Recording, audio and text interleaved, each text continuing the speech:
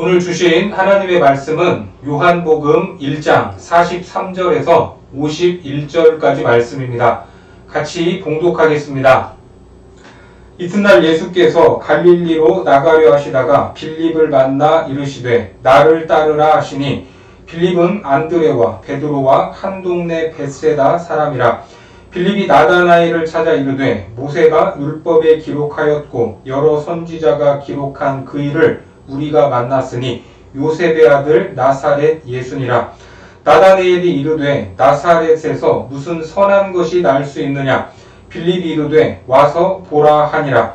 예수께서 나다나엘이 자기에게 오는 것을 보시고 그를 가리켜 이르시되 보라, 이는 참으로 이스라엘 사람이라. 그 속에 간사한 것이 없도다. 나다나엘이 이르되 어떻게 나를 아시나이까. 예수께서 대답하여 이르시되 빌립이 너를 부르기 전에 내가 무화과 나무 아래에 있을 때에 보았노라. 나다나엘이 대답하되 랍비여, 당신은 하나님의 아들이시오 당신은 이스라엘의 임금이로소이다. 예수께서 대답하여 이르시되 내가 너를 무화과 나무 아래에서 보았다 함으로 믿느냐. 이보다 더 큰 일을 보리라. 또 이르시되 진실로 진실로 너희에게 이르노니 하늘이 열리고 하나님의 사자들이 인자 위에 오르락 내리락 하는 것을 보리라 하시니라. 오늘은 더욱더 큰 일을 기대하라 라는 제목으로 하나님 말씀 전하겠습니다. 오늘 본문은 이튿날이라는 표현으로 다시 다음 날이 시작되었음을 알리고 있습니다. 이튿날 예수께서 어디로 가셨습니까?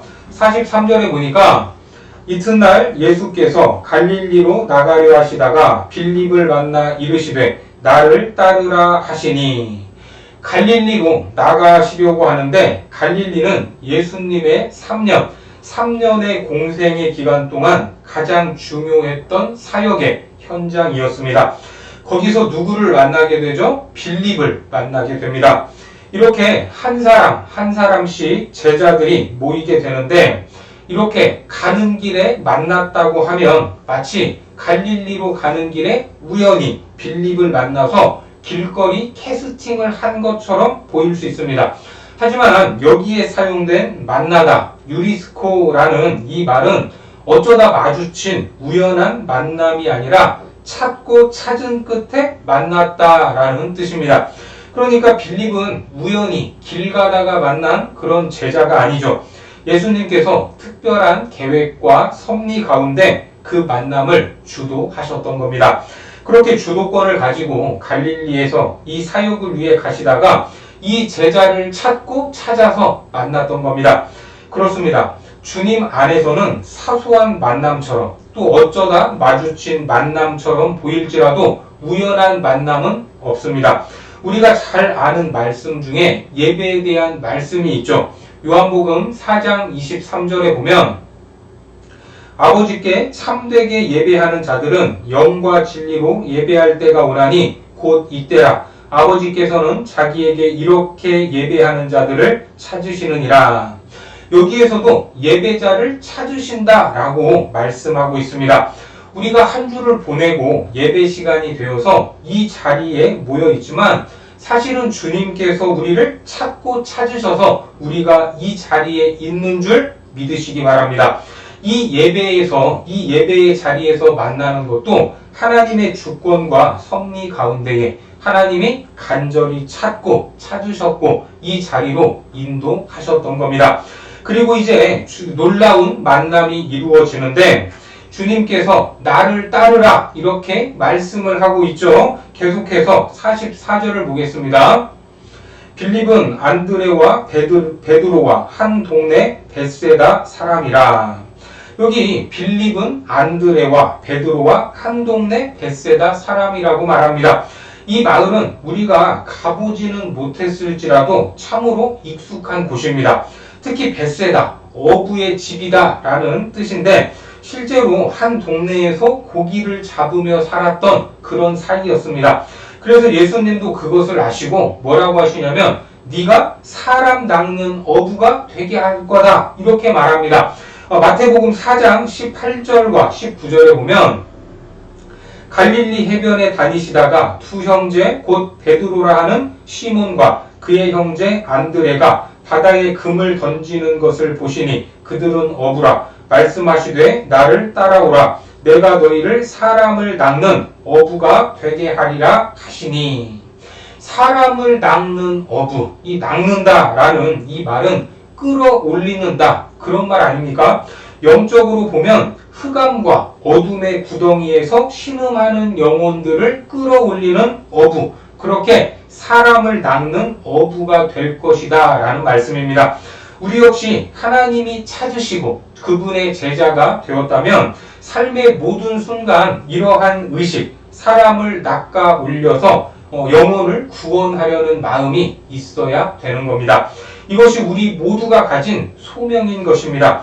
여러분들이 학생이든 직장인이든 또한 무슨 일을 하고 있든 그 자리에서 영혼을 구원하는 사람 낚는 그런 어부들이 되시기 바랍니다.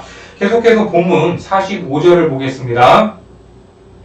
빌립이 나다나엘을 찾아 이르되 모세가 율법에 기록하였고 여러 선지자가 기록한 그 일을 우리가 만났으니 요셉의 아들 나사렛 예수니라.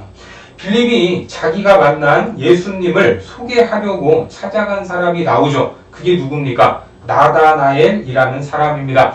여기 나다나엘에 대해 두 가지 이야기를 하는데, 첫째는 내가 누구를 만났는데 모세가 율법에 기록한 그 사람이다. 그런데 그 사람이 누군가 봤더니 요셉의 아들 목수 나사렛 사람이더라.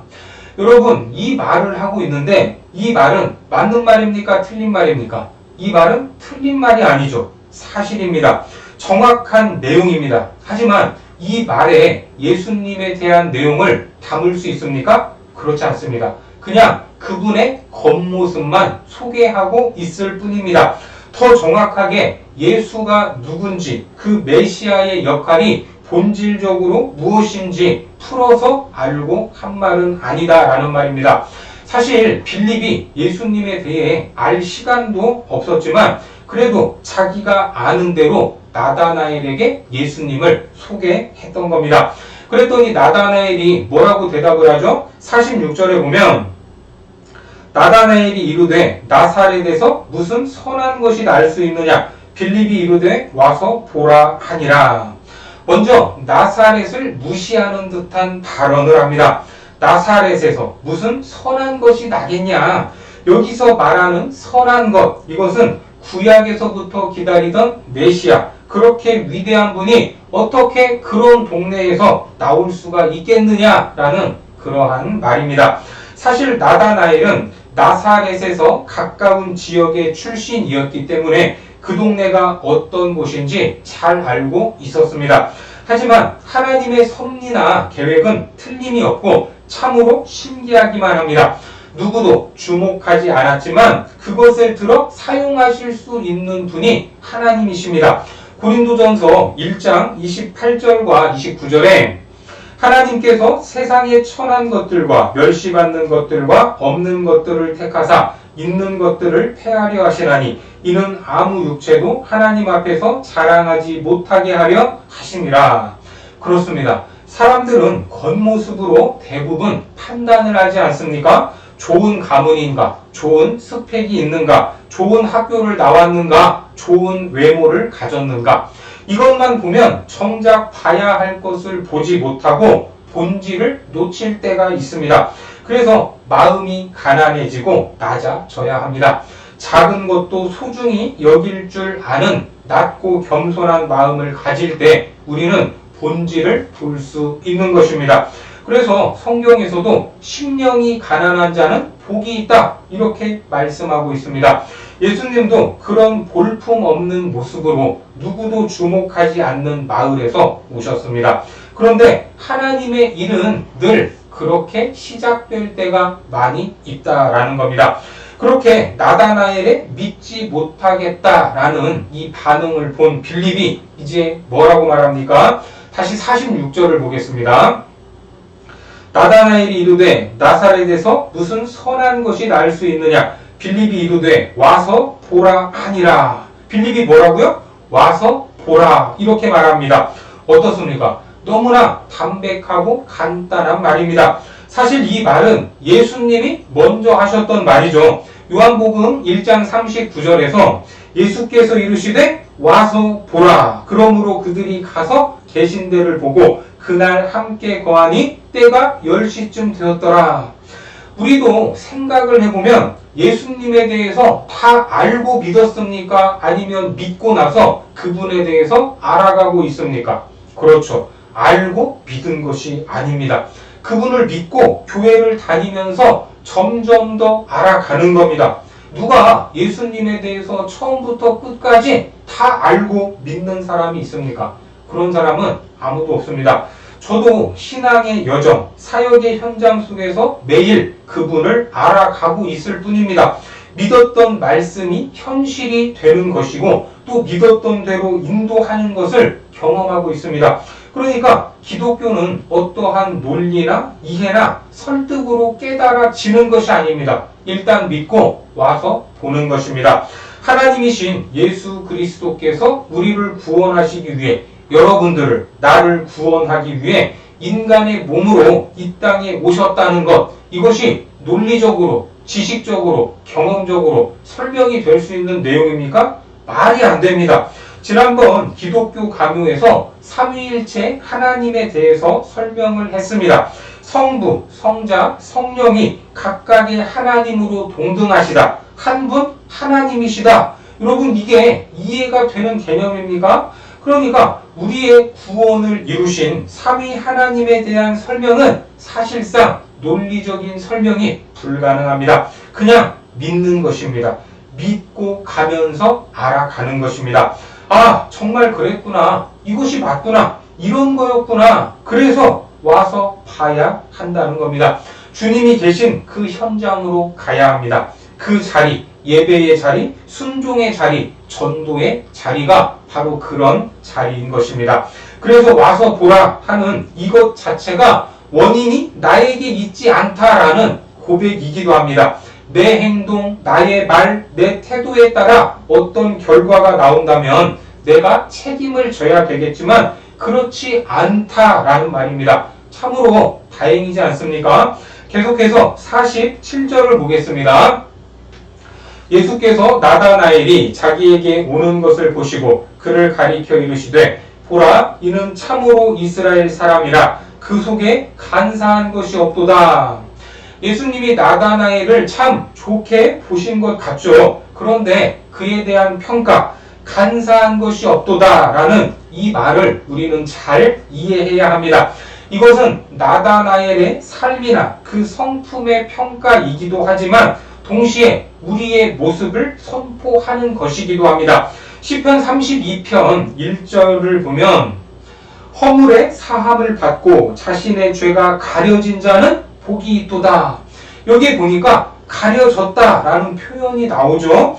지난 시간에 세상 죄를 지고 가는 하나님의 어린 양, 여러분 생각이 나십니까? 그때 죄를 졌다, 죄를 지고 간다, 이 죄를 진다라는 말이 무슨 의미였습니까? 가는 길에 걸림돌이 되는 것들을 다 치운다, 없애버린다라는 그런 뜻이었습니다. 우리의 죄를 치우고 제거하고 없앤다라는 말이었죠. 바로 허물의 사함을 받는 것, 죄가 가려지는 것과 일맥상통한 것입니다. 계속 시편 32편 2절을 보겠습니다. 마음에 간사함이 없고 여호와께 정죄를 당하지 아니하는 자는 복이 있도다. 마음에 간사함이 없고 그 마음에서 제거가 되었기 때문에 어떤 미끼가 없다라는 말인데, 성경에서 간사한 사람의 대표가 여러분 누군지 아십니까? 창세기 27장 35절에 보면 이삭이 이르되 네 아우가 와서 속여 내 복을 빼앗았도다. 여기서 속였다라는 말이 간사하다라는 말입니다. 이게 누구죠? 야곱입니다. 야곱이 형을 속였고 아버지도 속여서 형이 받아야 할 축복을 가로챈 것입니다. 그런데 사실은 이렇게 가로채지 않아도 이미 하나님은 이 복을 누구에게 주시기로 했습니까? 야곱에게 주시기로 작정을 하셨습니다. 그런데 그 복을 자기 머리를 굴려서 자기 노력으로 형과 아버지를 속여가면서 빼앗은 것입니다. 은행에 내 돈이 있는데 그 돈을 어떻게 찾습니까? 낮에 통장하고 도장 들고 가서 비밀번호 누르면 그것을 찾을 수 있는데 왜 내 돈을 유리창을 깨고 숨어 들어가서 찾습니까? 그러니까 하나님이 주시기로 한 것을 자기가 스스로 가졌다라는 이 야곱은 하나님의 자리에 섰다라는 것입니다. 이것이 바로 간사하다라는 겁니다. 원문에서는 믿기, 이 믿기라고 되어 있습니다. 믿기, 늘 하나님과 거래하는 인생, 이러한 대표적인 인물이 바로 야곱이었습니다. 그래서 참으로 이스라엘 사람이라 그 속에 간사한 것이 없도다라는 예수님의 말씀은 나다나엘 자체가 그런 사람이기도 했지만 그런 표현 속에 무엇을 담고 있습니까? 우리 모두를 그렇게 만들겠다는 하나님의 선언, 우리를 참 이스라엘로 만들어 가시겠다라는 선포인 것입니다. 그래서 우리 마음속에 있는 간사함을 제거하시는데 그 간사함은 누가 대신 제거하시는 겁니까? 세상 죄를 지고 가신 어린 양, 그 지고 간다는 것이 간사한 모든 것들을 치우고 덮고 제거한다라는 그런 말입니다. 우리는 어린 양 예수 그리스도의 공로로 참 이스라엘이 되어가는 줄 믿으시기 바랍니다. 본문 48절을 보겠습니다. 나다나엘이 이르되 어떻게 나를 아시나이까? 예수께서 대답하여 이르시되 빌립이 너를 부르기 전에 내가 무화과 나무 아래에 있을 때에 보았노라. 이 말씀을 보면 여기 이해하기 힘든 예수님의 대답, 이 표현이 나오는데 무화과 나무 아래 있을 때 봤다. 이게 초면이 아니라는 말인가? 무화과 나무 아래? 이 나무 그늘에서 쉬고 있을 때에 언제 지나가시는 길에 보셨다라는 그런 말인가? 뭐 이렇게 보일 수 있습니다. 그런데 이 표현에는 구약적인 의미와 당시 사회적 통념이 담겨 있습니다. 먼저 구약으로 가서 열왕기상 4장 25절에 보면 솔로몬이 사는 동안에 유다와 이스라엘이 단에서부터 브엘세바에 이르기까지 각기 포도나무 아래와 무화과나무 아래에서 평안히 살았더라. 여기 무화과나무 아래라는 표현으로 어떤 상태를 말합니까? 평안한 상태를 표현하고 있습니다. 솔로몬 시대에는 정치, 경제, 외교 등 모든 분야에서 가장 안정적이고 평안한 시절이었습니다. 그런 평안을 포도나무와 무화과나무 아래에 있었다라고 말하는 것입니다. 그리고 예수님 당시로 가서 사회적 통념으로서 무화과나무 아래는 하나님의 말씀을 연구하고 가르침을 받고 대화하고 기도하고 묵상하는 태도를 의미합니다. 그러면 나다나엘이 무화과나무 아래에서 하나님의 말씀을 대화하고 묵상하고 기도하고 또 연구하고 가르침을 받았다라는 것은 무엇에 대한 갈망이 있었다는 말입니까? 참된 안식과 참된 평안에 대한 갈망이 있었던 것입니다. 사실 예수님 당시에는 폭력의 시대였습니다. 오늘날과 비슷한 황금 만능주의의 시대였습니다. 당시 이스라엘은 로마의 식민지로 살아가면서 억압과 핍박 아래서 그들이 원했던 게 무엇입니까? 구약에서 약속하신 메시아였던 겁니다. 메시아가 와서 자기들에게 무엇을 주기를 원한 겁니까? 구약에서 상징하는 무화과 나무 아래 참된 안식과 평안과 쉼을 가져다 주기를 원했던 겁니다. 그러한 소망을 가지고 무화과 나무 아래에서 말씀을 묵상하고 연구하고 있었던 겁니다. 그러니까 나다나엘, 네가 그런 영적 갈망을 가지고 무화과 나무 아래 있었다는 것을 예수님이 보셨다라는 말입니다. 그러니까 나다나엘의 입장에서는 깜짝 놀랄 수밖에 없었죠. 그래서 뭐라고 말합니까? 49절에 보니까 나다나엘이 대답하되 랍비여 당신은 하나님의 아들이시오 당신은 이스라엘의 임금이로소이다. 자기의 마음을 훤히 꿰뚫고 있지 않습니까? 그러니까 이렇게 반응할 수밖에 없었던 겁니다. 그런데 예수님은 뭐라고 말씀하시죠? 50절을 보겠습니다. 예수께서 대답하여 이르시되 내가 너를 무화과 나무 아래에서 보았다 함으로 믿느냐? 이보다 더 큰 일을 보리라. 너 못 믿겠다고 했다가 내가 네 마음을 꿰뚫어 보니까 믿겠다는 거냐? 이런 말이 아니라 이거는 아무것도 아니다. 내가 너를 알아본 이건 아무것도 아니고 이제는 더 큰 일을 볼 것이다 라는 말입니다. 어떤 일이요? 더 큰 일. 자, 여러분 신앙생활을 하시면서 더 큰 일을 기대하십니까? 안 하십니까? 우리 삶에서 예수님을 만난 것이 가장 큰 일 같은데, 가장 중요한 일 같은데 그것보다 더 큰 일이 뭐가 있을까? 사실 예수님을 만난 일이 가장 좋은 일이지만 그것이 끝입니까? 끝이 아닙니까? 그것이 끝이 될 수 없습니다. 그렇다면 더 큰 일은 무엇일까? 본문 51절입니다. 또 이르시되 진실로 진실로 너희에게 이르노니 하늘이 열리고 하나님의 사자들이 인자 위에 오르락 내리락 하는 것을 보리라 하시니라. 여기서 하늘이 열렸다라는 말을 문법적으로 보면 완료형 분사입니다. 그러니까 이 말은 항상 열려있는 상태다라는 그런 뜻입니다. 구약 시대처럼 하늘문이 열렸다, 닫혔다 하는 것이 아니라 이제 하늘이 늘상 열려 있습니다. 그렇게 열려있는 하늘로 인자 위에 하나님의 사자가 오르락 내리락 하는 것을 볼 것이다 라고 말하는데 여러분 이런 장면이 어디에 있습니까? 앞서 말씀드렸던 야곱의 스토리 속에 이 장면이 있습니다.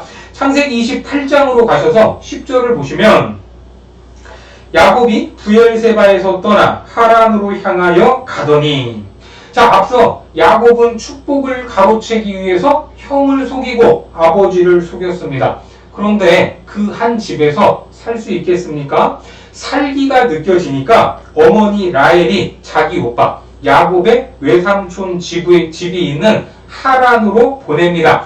늘상 엄마 곁에만 있다가 처음으로 집을 떠나서 낯선 곳으로 가게 됐는데 그러다가 담을 맞았던 겁니다.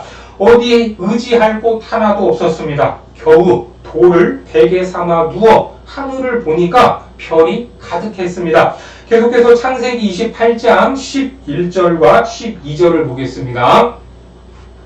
한 곳에 이르러는 해가 진지라 거기서 유숙하려고 그곳에 한 돌을 가져다가 베개로 삼고 거기 누워 자더니 꿈에 본즉 사닥다리가 땅 위에 서 있는데 그 꼭대기가 하늘에 닿았고 또 본즉 하나님의 사자들이 그 위에서 오르락 내리락 하고 그 꿈에 사닥다리가 보였다고 하죠. 그 위에서 하나님의 사자들이 오르락 내리락 하고 있었습니다. 앞이 막막하고 앞으로 어떻게 살아야 할지도 모를 야곱의 인생이었습니다. 누구도 어디에도 의지할 곳이 없는 그 밤에 외로웠던 야곱에게 누가 찾아오신 겁니까? 하나님이 찾아오셨던 겁니다. 하나님의 사자가 홀로 외롭게 밤을 지새고 있는 야곱의 인생 가운데 찾아오셨습니다.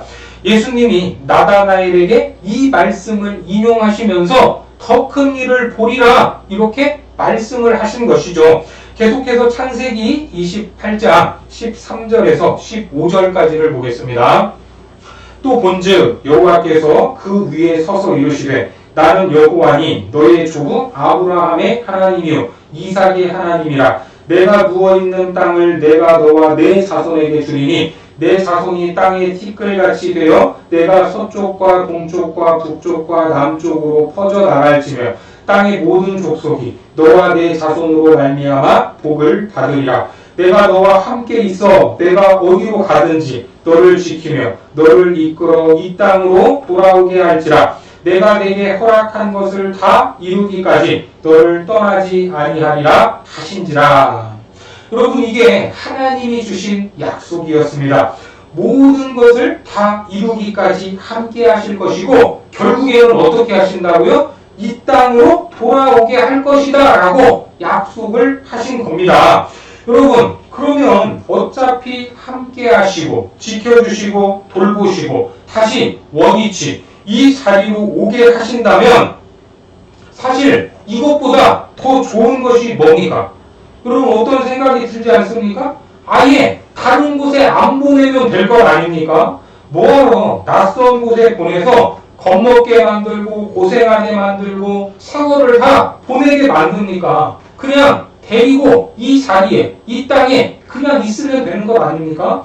우리가 잘 알지만 야곱이 이 자리에 다시 돌아오기까지 몇 년이 걸렸습니까? 20년이 걸렸습니다. 20년. 여러분 그 20년 동안 무슨 일이 있었을까요? 그렇습니다. 야곱 안에 있던 간사함이 사라졌던 겁니다. 그 인생 속에 가장 근본적인 문제였던 하나님과 거래를 하고자 했던 간사함이 뽑히는 시간이었던 겁니다. 결정적으로 마지막 것을 붙들고 놓지 않을 때 허벅지 관절을 쳐버렸습니다. 창세기 32장 24절과 24절부터 26절까지를 보겠습니다. 야곱은 홀로 남았더니 어떤 사람이 날이 새도록 야곱과 씨름하다가 자기가 야곱을 이기지 못함을 보고 그가 야곱의 허벅지 관절을 치매 야곱의 허벅지 관절이 그 사람과 씨름할 때에 어긋났더라. 그가 이르되 날이 새려하니 나로 가게 하라. 야곱이 이르되 당신이 내게 축복하지 아니하면 가게 하지 아니하겠나이다. 여러분 이게 무슨 말입니까? 쉽게 말해서 나는 하나님이 없으면 못 삽니다 라는 고백입니다. 이 고백을 하기까지 무려 20년이라는 시간이 걸렸던 겁니다. 바로 이겁니다. 하나님이 이렇게 만들겠다라는 겁니다. 하나님이 택한 하나님의 백성인 야곱 속에 참 이스라엘이 되기까지 돌리시는 겁니다. 그 과정을 통해 간사함이 사라지는 겁니다. 창세기 32장 27절과 28절에 그 사람이 그에게 이르되 내 이름이 무엇이냐? 그가 이르되 야곱이니이다. 그가 이르되 내 이름을 다시는 야곱이라 부를 것이 아니요 이스라엘이라 부를 것이니 이는 내가 하나님과 및 사람들과 겨루어 이겼음이니라. 여기에서 야곱이 누가 되어? 이스라엘이 되는 겁니다. 그러니까 오늘 본문에서 나다나엘을 향해 참 이스라엘이라고 하신 말씀은 하나님께서 야곱 안에 있는 간사함을 뽑아내고 이스라엘을 만드셨듯이 우리도 그렇게 만들겠다라는 겁니다. 그것이 예수님이 이 땅에 오신 이유다라는 것을 믿으시기 바랍니다. 그냥 우리를 구원해서 천국으로 싸가는 것이 아닙니다. 구원하시고 우리를 이스라엘로 만드시는 겁니다. 예수님을 만난 것이 끝이 아니라 우리가 참 이스라엘로 변화되는 것, 그것이 더 큰 일인 것을 믿으시기 바랍니다. 그리고 그 큰 일을 소망하시기 바랍니다. 왜요? 예? 이거는 고생의 길이기 때문에 싫어할 수도 있습니다. 피할 수도 있습니다. 하지만 피할 수 없습니다. 왜? 하나님께서 하시겠다고 하면 하시기 때문입니다. 하지만 그 모든 역경과 시련의 과정 속에서 우리를 홀로 두십니까? 안 두십니까? 우리를 홀로 두지 않으십니다. 혼자인 것처럼 느껴지고 버림받은 것처럼 외로울지라도 하나님이 함께 하시는 줄 믿으시기 바랍니다. 지키시고 보호하시고 인도하신다라는 것을 우리는 늘 기억해야 합니다. 이 약속 참 이스라엘로 만들어 가시는 하나님의 섭리의 손길 아래 우리의 모든 인생을 맡기고 우리 안에 있는 간사함 또한 영적인 불순함들이 모두 다 빠지고 더 큰 일을 기대하고 소망하는 거룩한 백성들이 되시기를 주님의 이름으로 축원합니다. 기도하겠습니다.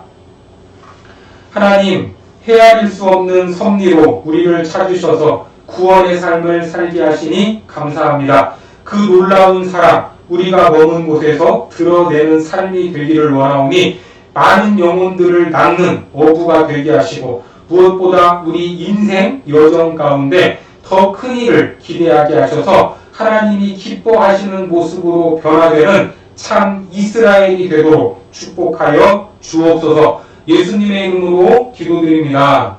아멘.